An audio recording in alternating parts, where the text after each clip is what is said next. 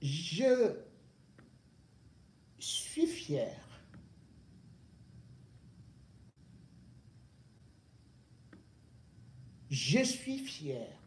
même quand je suis triste. Je suis fier d'avoir eu un père. Pas celui qui était tout simplement mon géniteur et qui est mort, mais celui qui m'a pris sur le plan professionnel. Quand je prenais l'antenne au Cameroun, je disais, on m'appelle J. Remingono, Wantu Siantu Fetu Lomanitu. Je ne le faisais pas par hypocrisie. Parce que l'hypocrisie ne fait pas partie de mon esprit. Aussi, vous avez pu voir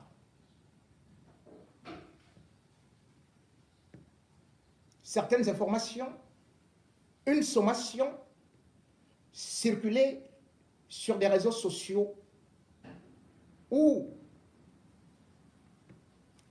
les anciens journalistes, techniciens, animateurs de Radio Siantou demandaient au PDG de la RTS de payer la somme de 15 milliards 600 millions. Vous avez pu constater que mon nom figurait dans cette liste parmi ceux-là qui disaient que leurs droits avaient été floués, qui n'avaient pas d'immatriculation à la CNPS, que les cotisations sociales n'étaient pas reversées. Par voie de conséquence, ils ont donc saisi un huissier, je crois, répondant au nom de Maître Christian Daniel Bissou.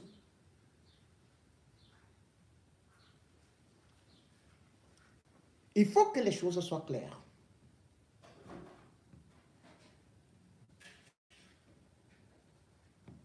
Dans cette sommation, mon nom arrive à la 17e position. Et l'huissier parle à mon nom. Et au nom de tout cela, qui était passé par Siantou, et dont il affirme qu'il a reçu mandat. Je voudrais être clair avec vous. Je ne suis ni de près, ni de loin associé à cette opération. Je ne connais pas cet huissier. Je n'ai jamais demandé à qui que ce soit d'aller revendiquer mes droits. Parce que mes ayants droit sont encore vivants. Mes enfants, mon épouse, ou encore mes frères, encore que je peux désigner un avocat, voire certains autres frères qui certainement ne sont pas issus de même père, même mère que moi. Je suis en colère. En colère parce que ce sont mes collaborateurs, mes petits frères, qui ont pris cette initiative et qui m'ont collé un nom qui déjà n'est pas le mien. Un nom qui avait été fabriqué par les écuries de Jean-Pierre Amougbelinga, où subitement je me retrouve avec un nom qui ne figure ni sur mon acte de naissance, ni sur mon passeport, ni sur ma pièce d'identité. Mes collaborateurs connaissent mon nom, ils connaissent mon identité. Mais, parce que c'est une opération de déstabilisation, voire de moquerie, ils ont mis un nom qui vient de Vision 4, où je me retrouve à la 17e position, Gonompu, J. C'est une provocation. Je prends une fois de plus tous ceux qui m'écoutent à témoin. J'ai toujours dit, ni mes anciens collaborateurs,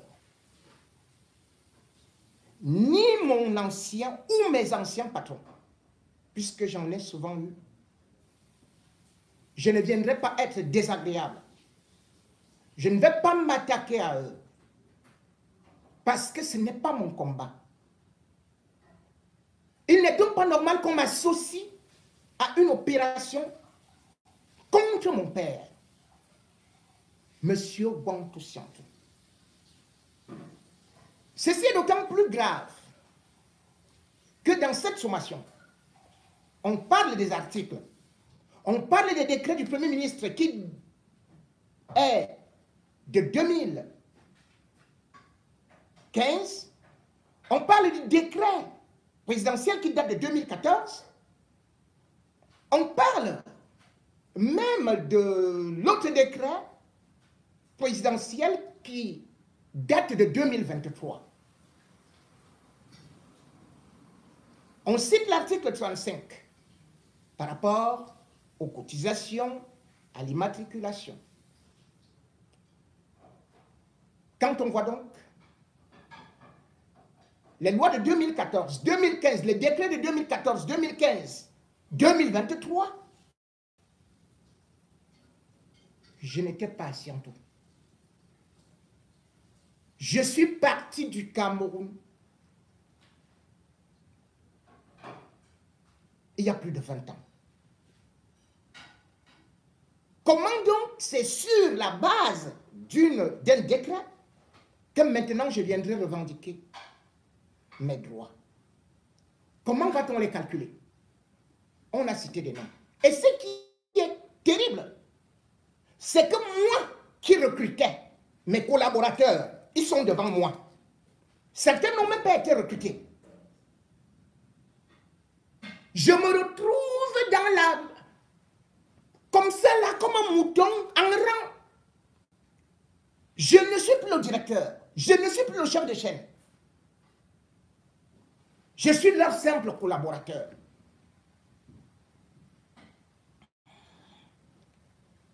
Je tiens non seulement à me désengager,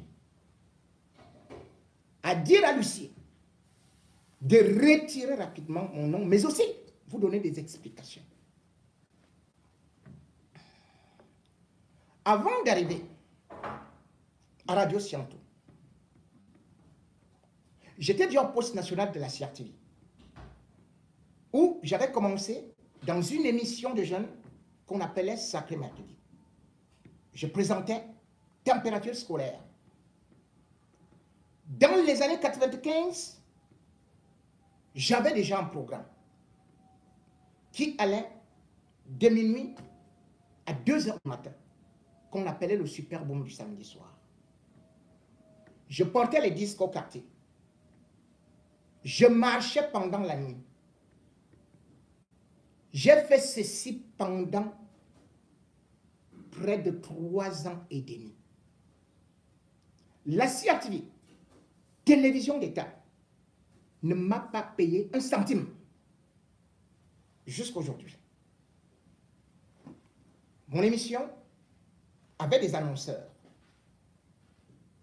Et pour me remercier, un beau matin, nous qui étions considérés comme des collaborateurs extérieurs de la CRTV et qui travaillions tels des esclaves, on est venu avec une note nous dire, à partir de maintenant, les collaborateurs extérieurs ne doivent même plus entrer à la radio. C'est à cet instant-là que je suis parti créer ma structure qu'on appelait J.Promo, où j'ai commencé à aller maintenant solliciter des tranches d'antenne à FM 94 en payant. Pour que je parle à la radio, c'est moi qui partais payer. Et je leur ramenais encore des clients. Monsieur Siantou m'a découvert. Il est venu vers moi. Il m'a sollicité pour que nous puissions travailler. Et c'est ainsi que, Dans les années 97, j'avais déjà commencé avec lui, où il m'a nommé responsable de la communication du groupe scolaire, mais aussi universitaire qui venait de commencer les BTS.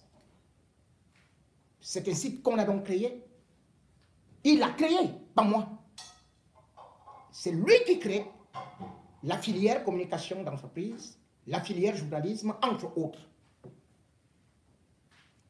Je suis son proche collaborateur et pour faire venir des étudiants, il m'a envoyé en mission, que ce soit au Tchad ou partout au Cameroun, me faisait entièrement confiance.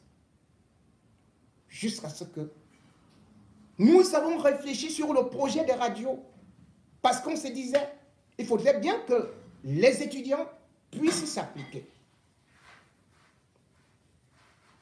C'était donc une radio d'école. C'était une radio universitaire, d'autant plus que la loi de 1990 sur la communication sociale permettait certes la libéralisation audiovisuelle, mais le gouvernement ne donnait pas de licence. Je suis parti du Cameroun après avoir travaillé avec M. Siantou, après avoir été nommé premier directeur. Mais nous n'avions pas de licence, tout comme toutes les autres radios. Il y avait des radios comme celle de Lucien Mamba. C'était dans la cuisine de sa mère. Les seuls qui pouvaient avoir leurs locaux, c'était à l'époque Ndissamba et Siantou. Et quand nous lançons la radio, nous commençons tout simplement par les programmes musicaux. Il n'y a pas d'animateur. Parce que je cherche comment je vais faire avec la grille des programmes. Et comment convaincre M. Siantou que nous pouvons faire quelque chose. Lorsque j'ai réussi à le convaincre, M. Siantou me demande plutôt d'aller recruter, si je veux vraiment une radio professionnelle, d'aller prendre des professionnels. Il va d'ailleurs me présenter Dr Emmanuel Sitoa, Francis Emmanuel Sitoa. Je vais dire à M. Siantou, vous avez fait confiance à un jeune que je suis. Je vais aussi faire confiance aux jeunes. Je ne veux pas l'esprit de la CRTV. Il ne va pas accepter ma ligne éditoriale. Il viendrait imposer son style. Siantou me laisse d'en faire. Dans la première grille des programmes,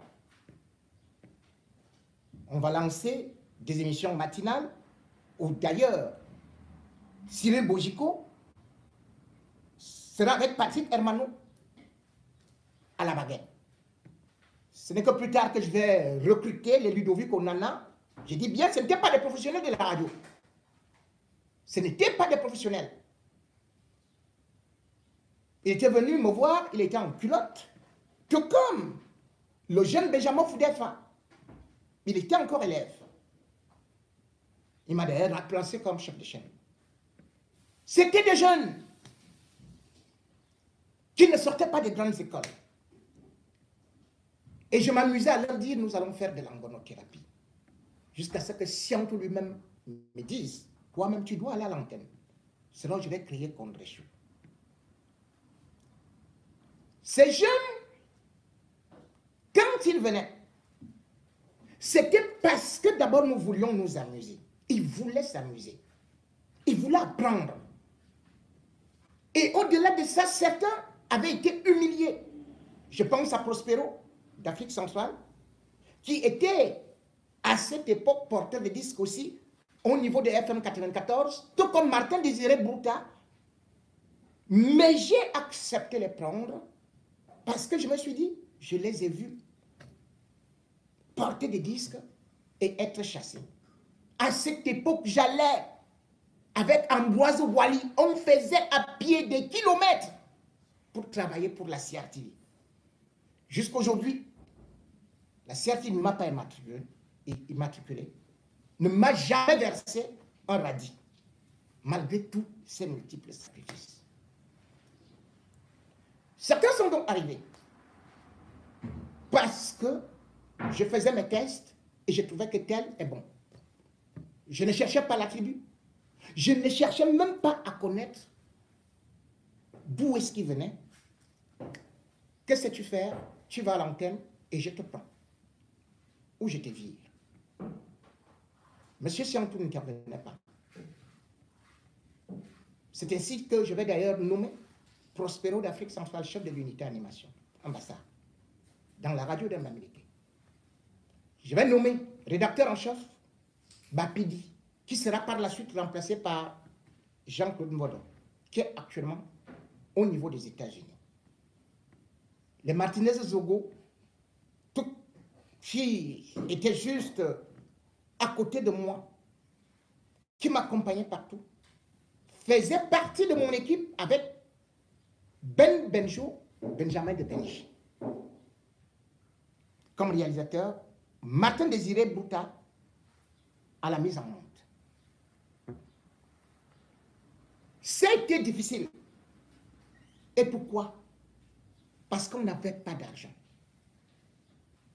Monsieur Siantou, quand il créait d'ailleurs sa radio, ou plutôt quand il m'a fait confiance pour cette radio, je savais que ce qui était important pour lui, c'est de voir les étudiants de Siantou venir s'entraîner là-bas. Et moi, je n'ai pas voulu ça. Maintenant, il fallait les payer. Dans le domaine des communications, enfin, de l'audiovisuel, c'est la pub qui paye. On ne prend pas de l'argent quelque part. Or, à l'époque, les brasseries, tous les annonceurs faisaient confiance uniquement à la CRTV, FM 94, Radio Centre, bref, les médias d'État qui avaient déjà une certaine notoriété et personne ne croyait en nous. Monsieur Siantou devait donc saigner, ne serait-ce que pour nous donner les premiers petits salaires que je demandais. Certains ont eu à étudier à Siantou. Certains ont eu à devenir de grands animateurs à Siantou, de telle sorte qu'ils ont été recrutés à la CRTV. D'autres sont même devenus aujourd'hui des patrons de grands médias. Parce que Siantou a été un véritable laboratoire. Et quand, d'ailleurs, le beau-fils de Siantou, qui était directeur de l'école, c'est-à-dire que Siantou supérieur, M. Tchameni, il s'est opposé à ma politique de prendre les gens de l'extérieur. Parce que, et selon lui, il n'avait pas tort, nous avions des étudiants en journalisme qui pouvaient bien être dans les studios. Un jour d'ailleurs, je crois qu'il avait interdit d'accès certaines filles, dont Laura Dave, que vous connaissez aujourd'hui. Elle était encore toute jeune. Elle a fait des classes là parce que j'avais créé des émissions Scientoscope, Futuroscope. J'inventais pour donner des programmes aux jeunes.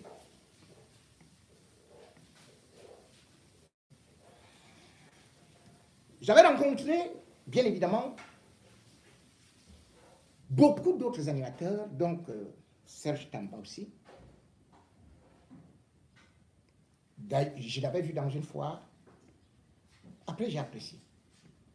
Mirador Selika, je l'avais rencontré dans un bar en train de danser. Bref, je recrutais des gens selon l'instant. Je sentais, je ressentais quelque chose. Et peut-être l'histoire me donne aujourd'hui raison parce que chacun a eu à percer. Mais comme je le dis, La radio, on ne faisait pas un chiffre d'affaires. Puisque nous avions même commencé sans service commercial. La CRTV prenait pour la promotion d'artistes en un mois 151 000. Monsieur Siantou m'a demandé d'expliquer les mêmes tarifs pour que je puisse payer mes animateurs aussi. Je lui ai dit, les artistes n'ont pas d'argent. Nous allons plutôt mettre trop 50 000. Chacun a donc pu voir comment Siantou a fait la promotion artistique. Et quand, comme je le dis, son propre beau-fils a voulu s'opposer, Dr Tchamini, Siantou nous a appelés. Je lui ai expliqué.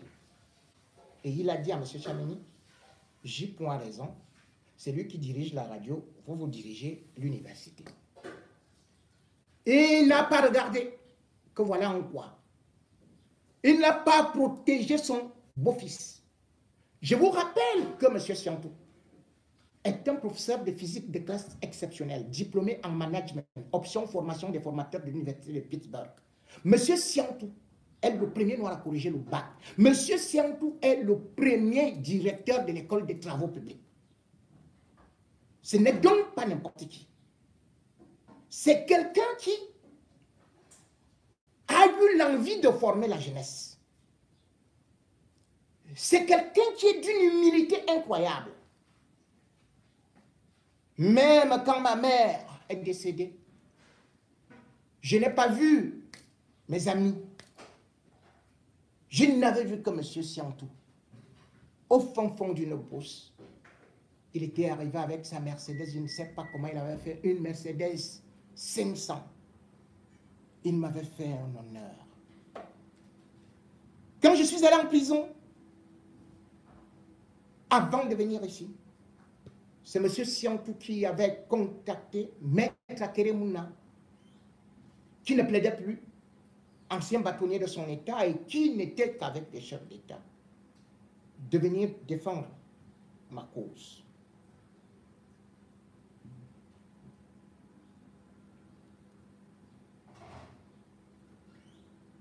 Que ce soit dans sa cuisine, dans son salon, je faisais tout ce que je voulais.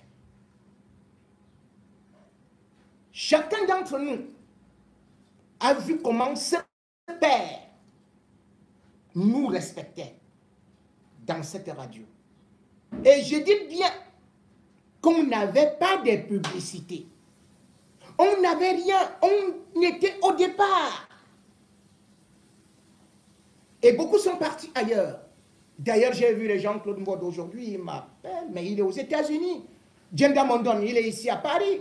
Moi-même aujourd'hui, je suis dans tous les grands médias.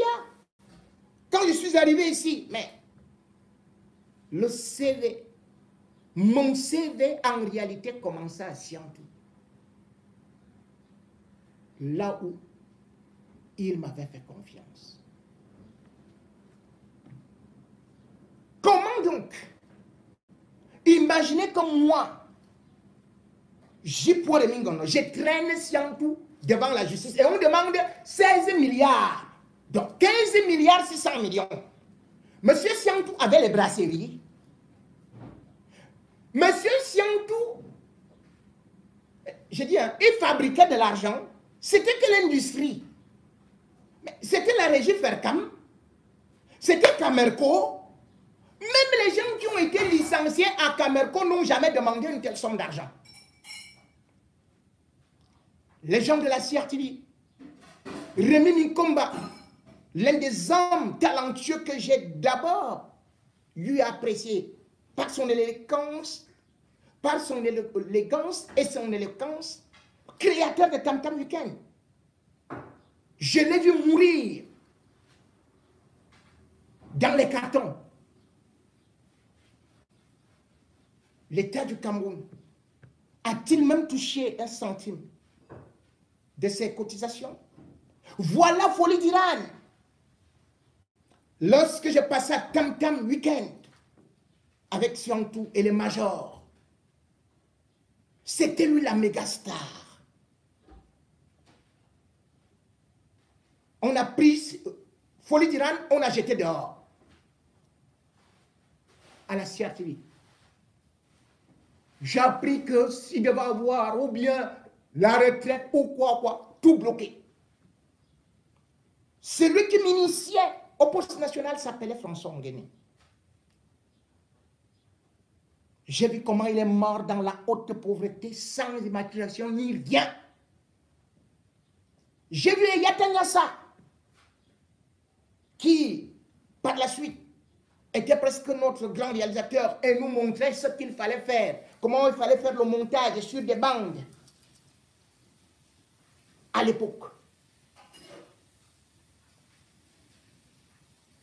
J'ai vu comment il est mort dans la galère. Je dis bien ça, c'est des gens qui travaillaient dans une chaîne d'État. Avec des milliards comme budget. Avec des annonceurs.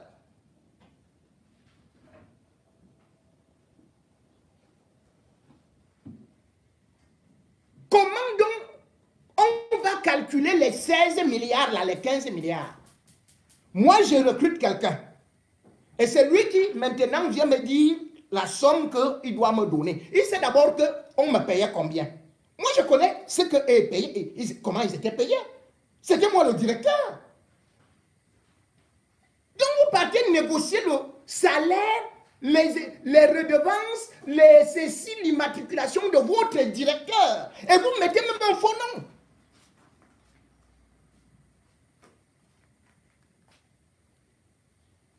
Comment peut-on concevoir ça? Je le dis. J'ai, durant toute ma vie, essayé d'être objectif, essayé d'être honnête. Si on veut s'attaquer à Siantou,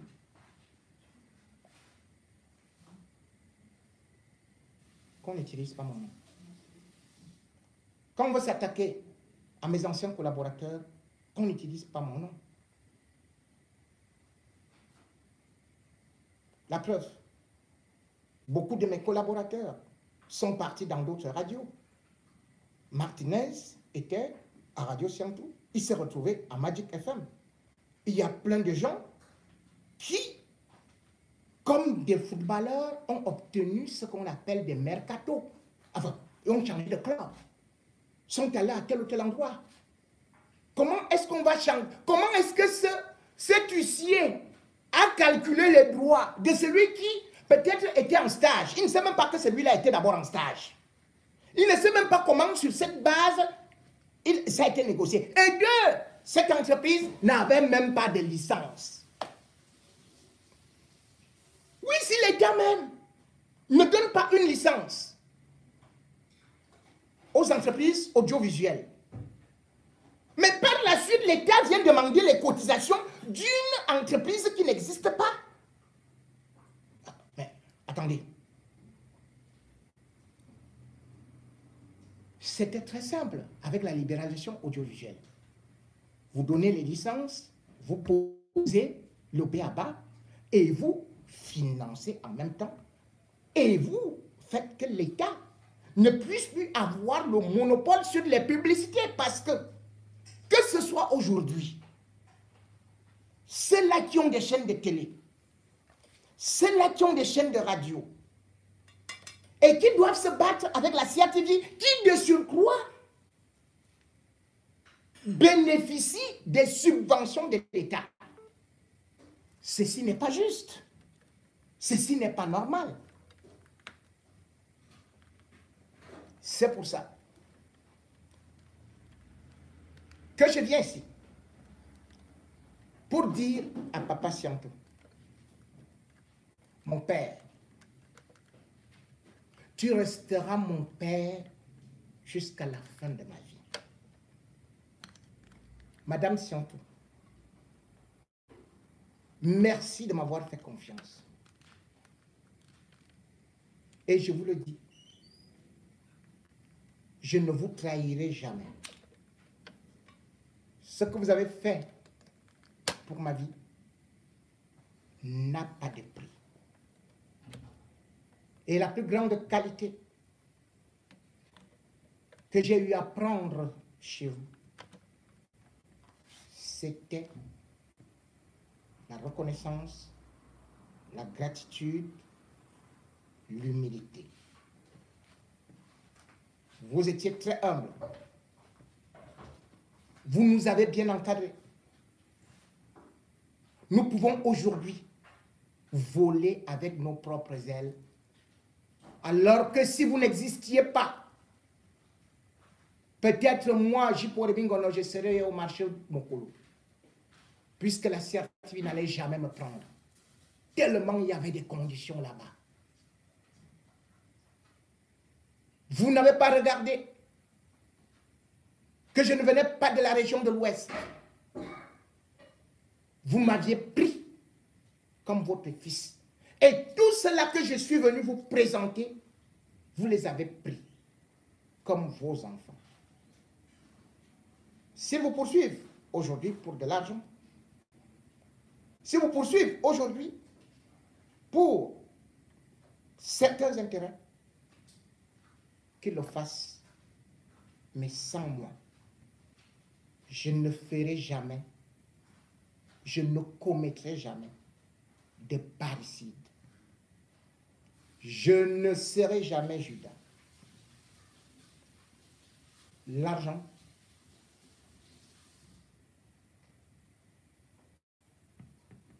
ça finit. On touche et ça part. Je vous demande de pardon pour tous les autres qui ont vu leur nom associé à cette histoire. Je vous demande pardon parce que j'ai été la locomotive de cette maison. Peut-être que ma formation, peut-être qu'à ce niveau de la formation, j'ai échoué ma mission. C'est pour ça que je vous demande une fois de plus, pardon, Papa Sianto.